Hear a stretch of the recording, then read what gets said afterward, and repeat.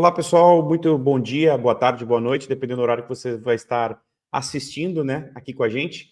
Meu nome é Felipe Pires e hoje a gente vai estar falando um pouquinho aí sobre caminhos, né, de ataque que os atacantes podem utilizar dentro de cloud. Então, eu vou compartilhar minha apresentação com vocês aqui rapidamente para explicar um pouquinho mais sobre esse bate-papo que a gente vai ter aqui durante este dia, tá bem? Então, a gente vai falar um pouquinho sobre o impacto das misconfigurations, as configurações incorretas, né, que acontecem dentro de cloud. Mas antes, deixa eu me apresentar, quem sou eu, né? Então, eu trabalho atualmente como pesquisador de segurança, né, dentro e também advocate dentro do Senha Segura. Então, Senha Segura, para quem não conhece, é uma empresa que trabalha com soluções, primariamente com soluções de PAN, que é um acrônimo que significa Privilege Access Management, e dentro hoje do Senha Segura eu tenho atuado junto ao time de Cloud Security, ajudando o time a desenvolver aí a plataforma de Cloud Security, todo o processo de gestão de identidade em cloud, como funciona esse processo de identidade dentro de cloud, e claro, obviamente, olhando pelas falhas de configurações e descobrindo aí, desenvolvendo pesquisa em cima de caminhos de ataque, tá bom? Eu também fundei essa empresa chamada Black and White Technology, né? Hoje eu sou mais um advisor dessa empresa, né, que é uma consultoria que trabalha dentro desse conceito de segurança da informação, oferece serviços dentro de segurança da informação para a parte de segurança ofensiva, defensiva, AppSec e treinamentos também, tá bom? Trabalho ativamente junto a algumas comunidades, como vocês podem ver. Uma delas que eu acho muito interessante, eu sempre gosto de frisar bastante, é o conceito sobre hacking, que muitas vezes é falado de forma errônea, né, ou de forma errada, né, que muitas vezes o hacking ou o hacker em si é atrelado a uma pessoa que faz coisas ruins, né? Então eu costumo sempre usar o exemplo de um advogado, por exemplo, ou até mesmo um jogador de futebol. Quando uma dessas pessoas que tem a sua profissão, ela comete um crime, ela se torna um criminoso, mas a categoria dela permanece a mesma. O hacker é a mesma coisa. Então, o que é o hacker? É uma pessoa que é criativa, uma pessoa que usa aquilo como estilo de vida, é uma pessoa que descobre de forma criativa, né, falhas e ajuda as empresas a se defenderem, né, contra os atacantes. Mas, Felipe, e se esse hacker fizer uma coisa errada? Bom, então ele se torna um criminoso e deve pagar por isso, tá bom?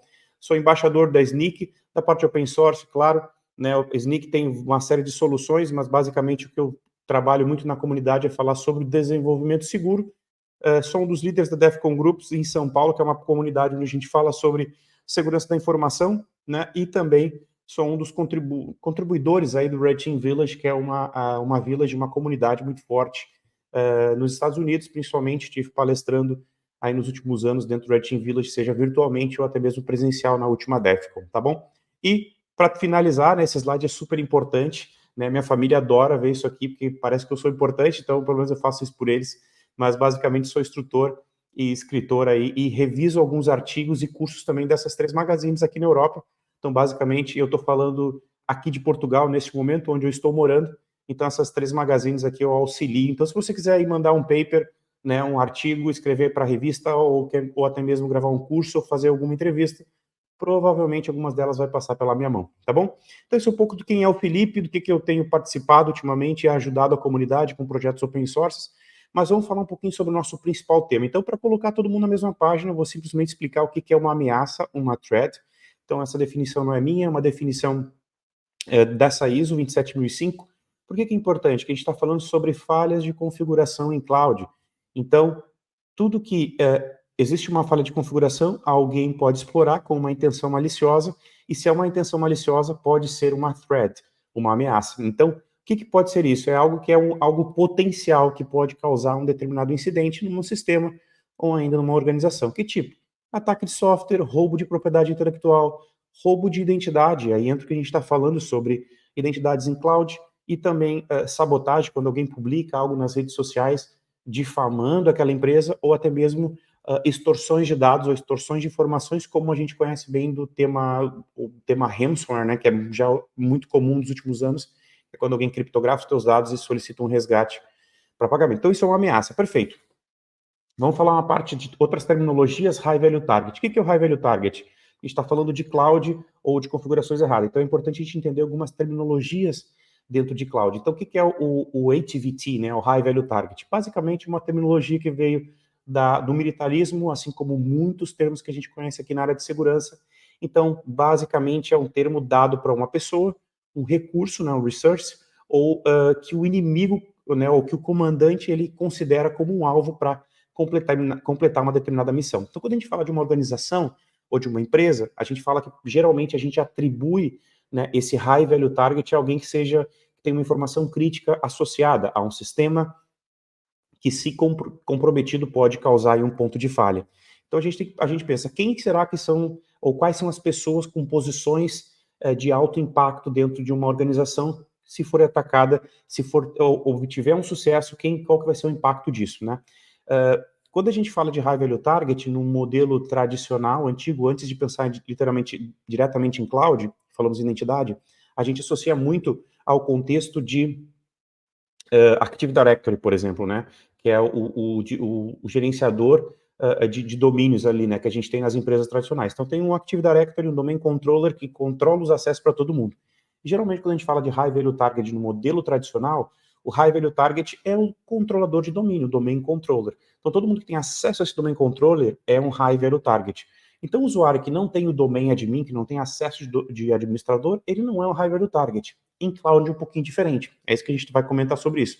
Então, High Value Target, a gente está falando de profissionais ou pessoas dentro de uma organização que pode ser o G Suite, que nós chamamos, ou C-Level, alguém do board, alguém que seja importante, um executivo sênior, uma pessoa, e aí a gente vai descendo, né? Pessoas que têm um privilégio elevado dentro da organização, dentro desse assets, né? Ou até mesmo um recurso que tem tecnológico. Então, a gente começa a ver que em cloud é um pouquinho diferente. Então, todo mundo que acessa um dado sensível se torna um HVT, um High Value Target. Então, a gente começa a pensar, bom, então em cloud é um pouquinho diferente. E aí vem o pensamento, Felipe, então em cloud, quem é o High Value Target? Aí que eu quero trazer uma informação boa para vocês e também não tão boa. Na verdade, todo mundo que tem acesso a um determinado recurso que pode fazer uma ação dentro de cloud, que são pedaços de quebra-cabeça, né, ou pedaços de puzzle como a gente comenta, que tem acesso a um recurso, a um serviço, ele se torna um High Value Target. E aí entra outras duas terminologias, Attack Vector e Attack Path. O que é o Attack Vector?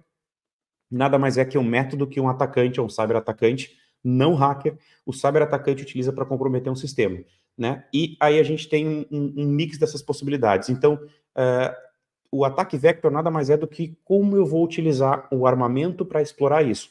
E aí tem vários pontos que eu posso entrar dentro da rede, seja de forma de uma aplicação vulnerável, seja através de uma chave ou um segredo, uma secret que está exposta pela internet, que eu posso entrar dentro do ambiente, que eu possa invadir esse sistema.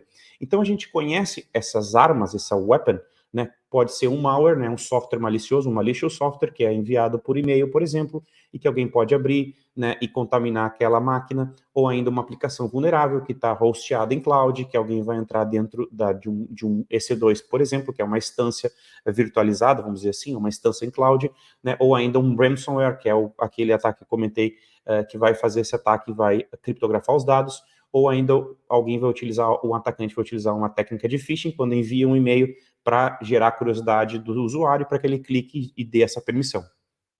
E aí, existe um outro termo muito comum, e que é o principal foco dos erros que acontecem muito, que é essa weapon, lembrem disso, que é como acontece o vetor de ataque, são os erros humanos. E aí entra o que nós vamos falar hoje, que é credenciais muitas vezes que são fracas, né, uso de algum tipo de criptografia pobre, né, poor encryption, que seria o tipo de criptografia que é aplicado em cima de uma aplicação ou dentro daquilo que está colocado em cloud, as configurações incorretas, ou o famoso misconfiguration, e também quando a gente permite um overprivilege, ou seja, a gente dá privilégios acima do permitido para aqueles usuários que não precisam ter, tá bom?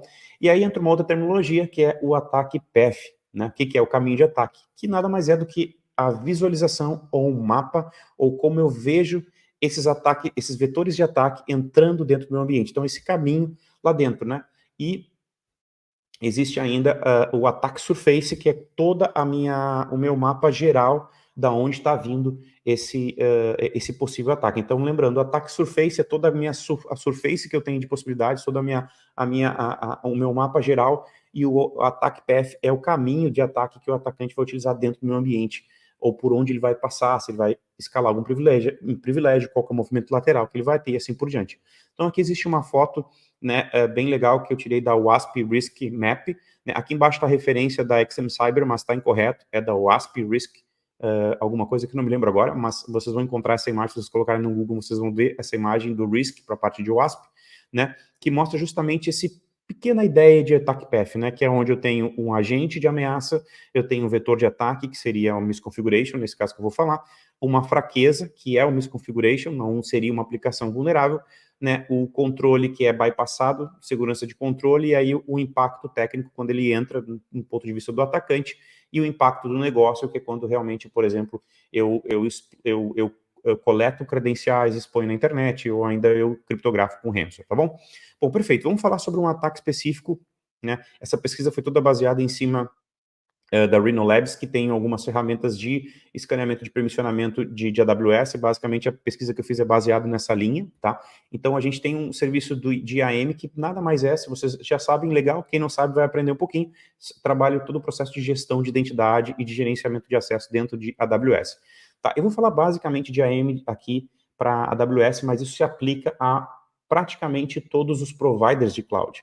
Ah, Felipe, mas a Microsoft, a Azure ID ou Entra ID, que mudou o nome, então não sei se quando vocês estiverem assistindo já vai ter mudado, mas conceitualmente a gente está falando de um gerenciamento de identidade de acesso. Então o conceito é igual. O tipo de API ou API, né, que conecta também é um pouquinho diferente, no caso do Microsoft API, no caso da Microsoft, mas o processo, porque daí tem que ter uma subscrição e tudo mais, como funciona, mas isso, o conceito que é importante vocês pensarem e imaginarem e entenderem, do misconfiguration, ele se aplica a todos, tá bom? Então, no caso da AWS especificamente, né, eu sei que da OCI, que é o da Oracle, para quem não está familiarizado, também é muito parecido o processo de configuração do IAM, né? Então, também se aplicaria aqui a OCI e as outras clouds. Então, basicamente, é uma central de permissionamento para todos os recursos dentro de cloud.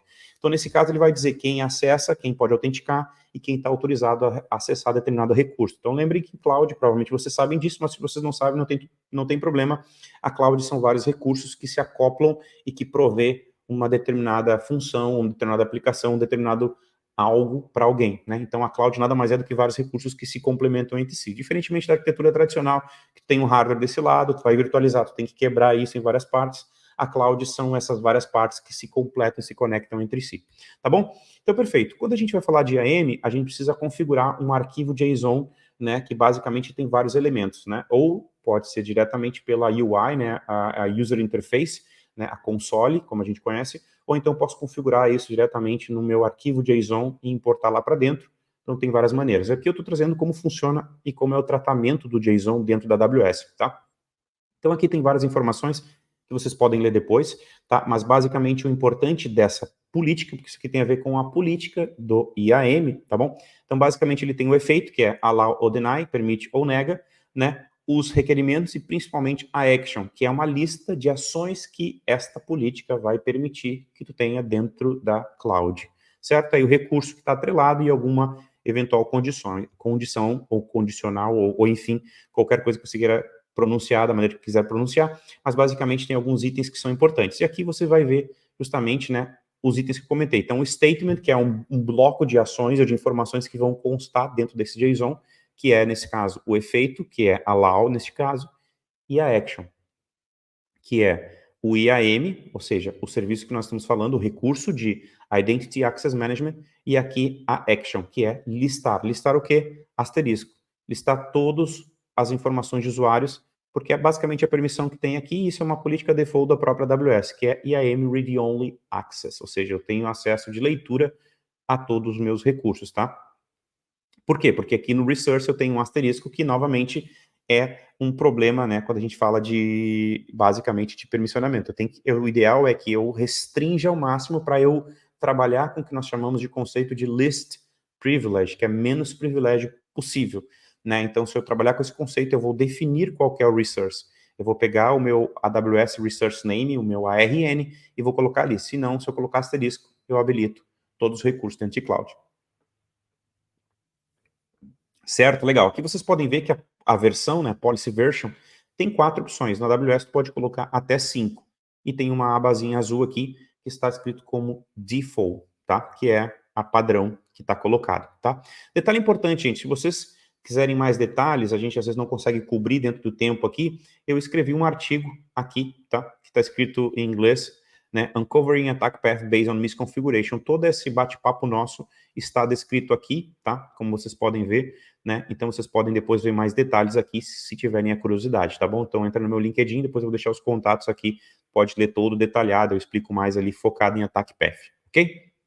Bom, muito rapidamente vamos fazer uma chuva de ideias aqui, um brainstorm. Então, basicamente, no contexto atual de tecnologia que nós vivemos hoje, nós temos time de desenvolvimento que acessa muitas apps, a gente tem time de DevOps que automatiza o processo dos sistemas, a gente tem time de banco de dados que provém esses recursos, a gente tem time de cloud que monta arquitetura, engenharia, a gente tem líderes de unidade de negócio que muitas vezes solicitam acesso dentro de cloud para prover uma campanha ou algo assim. A gente tem ou melhor, a gente tinha anteriormente o cara do IT, né, o sysadmin, o ADM do IT, ou o cara que cuida de toda a parte de configuração, que tinha um acesso privilegiado. Mas agora, quem é esse cara, né? A gente tem o C-Level também, que muitas vezes precisa de acesso, ou solicita o acesso, né? A gente tem cada vez mais pessoas trabalhando de casa, né? Work from home, remote workers, as pessoas que trabalham de casa, e a gente tem também acontecendo nos dias atuais o Insider Threat, que é, a gente pensa muito nisso, né? Quem é o Insider Threat quando a gente pensa em ataque? A gente pensa que, putz, é o cara que alguém vai deixar a chave da empresa aberta, a porta aberta. Não, o Insider Threader nada mais é do que uma pessoa que é recrutada pelo cybercriminoso, né? Pelo criminoso que explora esse tipo de falha, né? E como é que ele faz? Esse Insider Threader, ele não vai simplesmente abrir ou desabilitar as políticas de segurança da empresa. Não, ele vai configurar um misconfiguration. Né? Ele vai deixar uma configuração incorreta para dar um privilégio excessivo para quem não precisa, para que esse atacante explore essa falha. Então, essa é uma das técnicas utilizadas aí pelos insider threat quando recrutam pessoas. Então, isso é para vocês verem que a gente tem uma série de pessoas dentro das organizações, dentro das empresas que precisam acessar determinados recursos, né? E aí vem a pergunta, né? Qual seria o risco, ou qual seria o impacto desse risco se isso acontece? Né? Então vem um ponto importante. Então, vamos trabalhar agora. A gente primeiro conversou sobre alguns conceitos, a gente falou sobre a AM da AWS, que eu comentei que pode ser aplicado a todos, e agora a gente vai falar sobre a exploração. E um exemplo claro de quem faz o Next, até foi um comentário que tem aqui no artigo, né? Alguém comentou ali, falou de como muitas vezes a gente vai lá e coloca next e não valida, né, todos os best practices, as práticas as melhores práticas de implementação de segurança, de arquitetura e por aí vai. Então, uma exploração básica em cima de AWS que acontece é uma assim, imagina que para esse ataque acontecer, basicamente o que o atacante precisa é ter acesso a uma secret, né, e uma AWS key, para poder fazer um acesso via CLI, que é a famosa CLI, né, ou Command Line Interface, certo?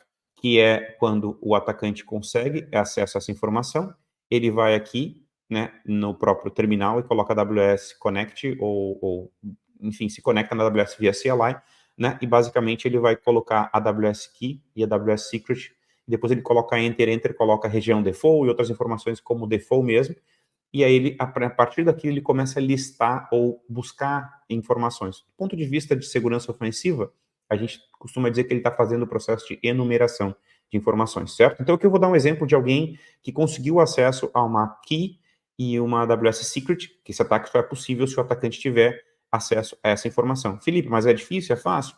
Bom, existe muitas vezes, quando é desenvolvido o código, muitas vezes essas informações são postadas de forma errônea nas plataformas como GitHub, GitLab, por aí, e Bitbucket, por exemplo, né, e são expostas lá. Então, fazendo um crawler, que é uma busca na internet, provavelmente você vai encontrar essas informações. Depois disso, é se conectar e ver que tipo de privilégio essa aqui e essa a secret tem, certo? Então, imaginamos nesse contexto aqui, eu tentei fazer um AWS IAM list users, ou seja, listar os usuários, e eu tomei um block, né, um access não block, eu tomei um deny, na verdade, porque o block me impossibilitaria de continuar dando comando. Nesse caso é um deny, ele me negou o que eu listei. Eu tentei um list policy para ver quais são as políticas, né, de acesso que tem ali dentro, e ele novamente me negou, e também tentei os grupos, me negou. Por quê? Porque a configuração aqui, em cima desta secret, está bem feita por parte do time de defesa, né, de CloudSec, vamos dizer assim. Ok, agora vamos criar o ataque baseado num misconfiguration, né? Eu simplesmente criei uma nova policy dentro do serviço de IAM, como você pode ver aqui, e aqui na permissão eu coloquei create policy e create policy version. Eu posso usar qualquer uma das duas, tá? Por quê? porque o segredo está na tagzinha que eu coloquei no final do comando que eu vou explicar para vocês. Mas tanto uma quanto a outra, ela se aplica, tá bom? Então eu criei aqui, como vocês podem ver, eu não preciso usar as duas, eu só coloquei IAM create policy version, como vocês podem ver aqui, né? Eu criei no arquivo JSON, né? Mas Felipe, eu não sei fazer, eu não sei como configurar isso aqui. Basicamente, foi o que eu mostro no artigo, ó. No artigo, se você olhar aqui, você coloca AWS IAM Full Access Policy ou How to Create New Policy Version. Basicamente isso. Eu pergunto para a internet e ela te explica, ok? Foi assim que eu fiz, para mostrar como é fácil. Então, o efeito é allow, a action é create policy version e o research, nesse caso, é para todas as policies, como vocês podem ver aqui no asterisco, certo? Então, a partir desse momento, eu criei uma política nova, né? Como eu coloquei no slide anterior, porém, eu preciso setar via CLI, porque do ponto de vista do atacante, eu só tenho acesso via CLI, né? Via Command Line Interface. Para isso, novamente, eu perguntei, né, aqui, como criar uma nova política, mas eu perguntei também, ó, IAM Full Access Policy, como eu crio uma política Full Access dentro da AWS. E ele me trouxe aqui como fazer. Então, essas informações aqui, como fazer isso, é padrão. Eu estou pegando da própria AWS, eu não estou criando nada do zero, eu não estou fazendo nada diferente. Eu só estou usando um passo a passo baseado numa falha de configuração. Alguém que deixou esta action habilitada aqui, ó. Se tiver essa action create policy version, o usuário, eu posso realizar esse ataque, certo? Então, a internet me sugeriu esse arquivo, eu coloquei aqui o IAM como um asterisco, ou seja, todas as actions, as ações do IAM é possível, e como ele me sugeriu também fazer algumas informações de descrever account, list, que é a organização que está sobre aquela conta da AWS, eu simplesmente copiei e colei, gente. Eu poderia simplesmente deletar todos esses itens de organization, porque não me interessa, e só pensar no IAM, mas como eu botei full access, ele me deu tudo isso. Eu criei o nome de attacker exploitation, inclusive faltou um T aqui, mas basicamente attacker-exploitation.json. Depois disso, eu perguntei para a AWS, lembra como eu faço para fazer isso via CLI? Lembra aqui, ó, how to create new policy version, usando a CLI. Tá vendo? Ele me sugeriu esse comando, AWS create policy version, que é a policy nova que eu vou criar. Eu preciso setar o ARN, que nada mais é o nome da policy que eu criei, POC Attack Model, e setar o documento novo, né, que é o attacker-exploitation.json. E aí vem o segredo que é set as a default, ou seja, ele vai subir na hierarquia como política. Como vocês podem ver aqui, eu tenho a versão 1, que é o create policy version, com asterisco, e aqui eu coloquei o meu novo arquivo como default, como vocês podem ver, subscreveu a política. Então, nesse cenário, a partir de agora, eu tenho full access dentro da AWS. Eu posso fazer o que eu quiser lá dentro, como, por exemplo, listar todos os usuários e ter todos os acessos, baseado numa única action. Por quê? Porque a política foi criada em cima somente desta action. Vocês conseguem ver? Não existe nenhuma outra permissão lá dentro. Não existe read, write ou outra permissionamento. Nada, só existe create policy version.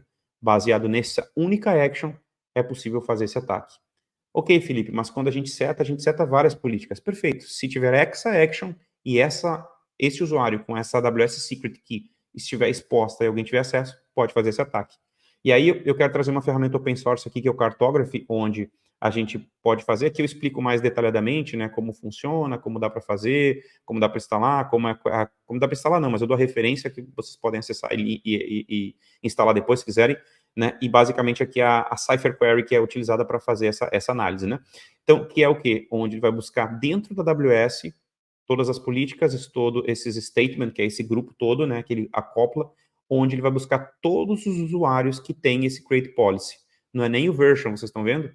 E aqui ele me mostra, ó, que eu tenho o usuário Ana, Bill, Ted, James e o próprio Felipe Pires, que é um laboratório que eu criei. Todos esses 5 usuários têm este create policy.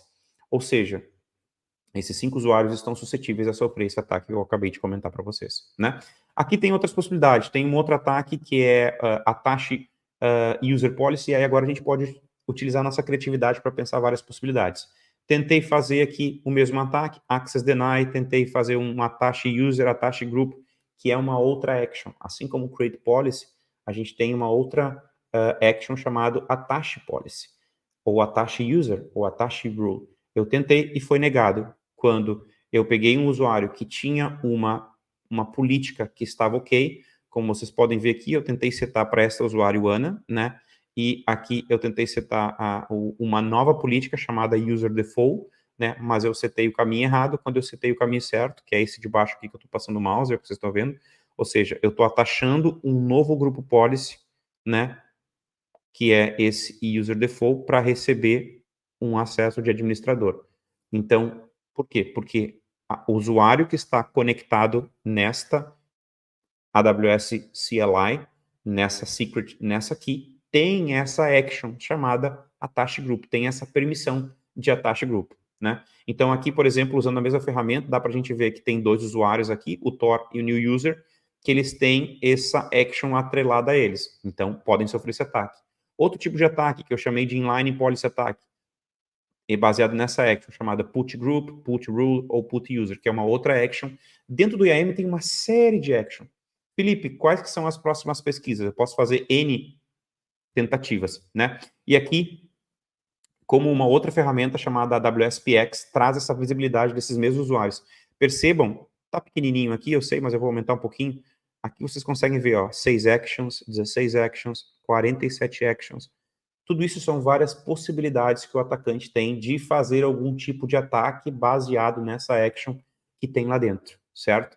Então, aqui a gente consegue ter uma ideia. E aí vem a minha provocação para vocês, né? Hoje o Senha Segura, né, e parte do meu time, a gente está trabalhando um projeto gratuito, free, chamado Build With Us, ou seja, construa conosco, onde a gente está construindo uma plataforma de cloud security que trabalha essa visibilidade, que traz a mitigação desse tipo de ataque, desse tipo de misconfiguration, tá? Então, aqui, no próprio, você pode colocar Build With Us, senha segura na internet, você consegue acessar lá ou pode me procurar depois, não tem problema, a gente ajuda vocês, que ele basicamente, né, você vai ter acesso full dentro da plataforma por 1 ano, tranquilamente, né, onde você vai poder fazer integrações com o ambiente de você, seja AWS, Azure, GCP, e o único problema, entre aspas, vai ser falar comigo, né? Eu vou ser a pessoa que vai conversar contigo para saber se você está utilizando, se tem algum feedback positivo, negativo, né? Não é um problema, né? Vai ser legal porque a gente vai poder trocar bastante experiência, é isso que a gente espera aí dessa parte, desse programa que a gente criou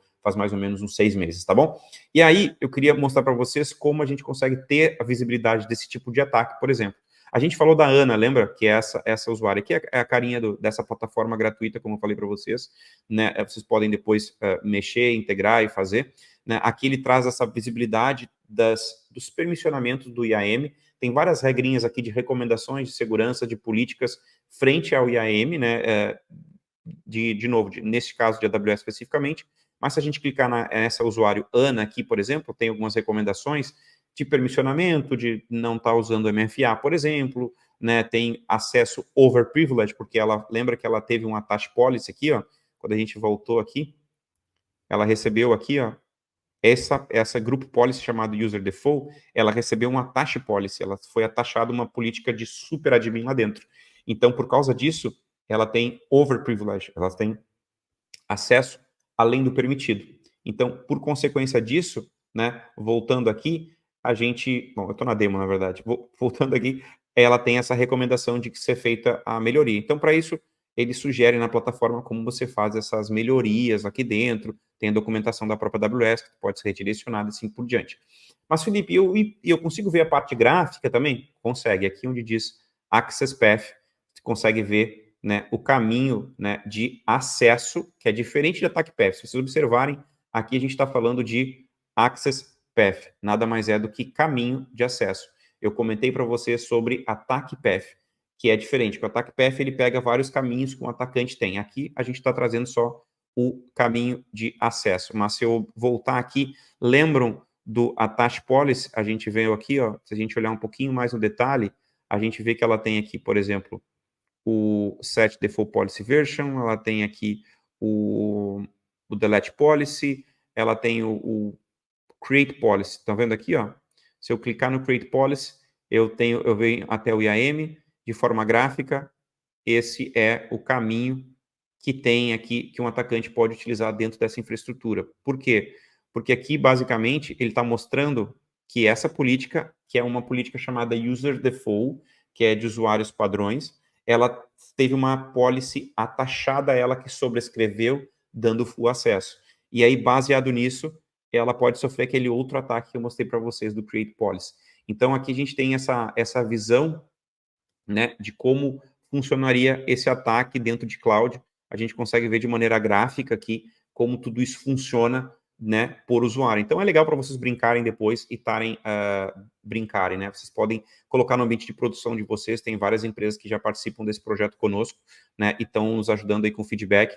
Mas a gente tem principalmente essa visibilidade de como funciona hoje os serviços em cloud e assim por diante, né? Ele traz aqui, por exemplo, o Cloud Health, que é como funciona, como está a saúde do teu ambiente hoje dentro das tuas integrações com o cloud, certo? Então, nós falamos aqui, para resumir, né, e para finalizar aqui o nosso bate-papo, antes de eu passar os meus contatos para vocês, a gente falou sobre como funciona o conceito de threat, o que é uma ameaça. Nós falamos de vários contextos, né, de terminologias, ataque path, ataque vector, ataque map, e aqui a gente, ou mapa de ataque, que a gente está conseguindo ver aqui. A gente viu como o ataque funciona, né, dentro da AWS, como é simples de fazer quando a gente só dá o next não valida, né, os permissionamentos, e depois o mais importante, saber como que a gente tem problema não é só importante, mas como mitiga. E aí eu trouxe aqui algumas possibilidades para vocês poderem estar trabalhando nesse sentido, tá certo? Aqui, para finalizar, é um dos prints da tela que eu acabei de mostrar para vocês. Ah, interessante, só para finalizar, que é o seguinte, a gente tem, para quando você faz parte do programa, né, a gente tem uma aba aqui chamada Sandbox Mode, ou seja, quando você se cadastra na plataforma, tem vários dados aqui que são dados fictícios, né, e vocês podem mexer na plataforma sem precisar fazer uma primeira integração. É possível fazer isso com dados randômicos. Lembrando, isso aqui é um template, então tu não consegue editar, porque ele é pronto para mostrar mesmo as funções que cada item, cada plataforma, cada coisa tem aqui dentro da plataforma, tá bem?